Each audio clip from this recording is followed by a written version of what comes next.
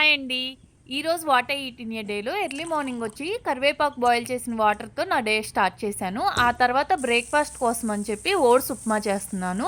Same upma ప్రాసెసే అండి. కాకపోతే oats కొంచెం ఫ్రై చేసుకున్న తర్వాత వాటర్ పోసి ఉడికించుకోవాలి అంతే. ఈరోజు నా బ్రేక్‌ఫాస్ట్‌లో 2 బాయిల్డ్ ఎగ్స్, ఉప్మా అలాగే ఒక జామకాయ తిన్నాను. ఇంకా మధ్యాహ్నం లంచ్‌లోకని చెప్పి సాంబార్ చేస్తున్నాను. సో, ఆల్రెడీ పప్పు పెట్టేసాను స్టవ్ మీద. కూరగాయలు కోసేసుకుంటున్నాను. అలాగే 10:30 అప్పుడు ఒక ఫుల్ మ్యాంగో తినేసాను.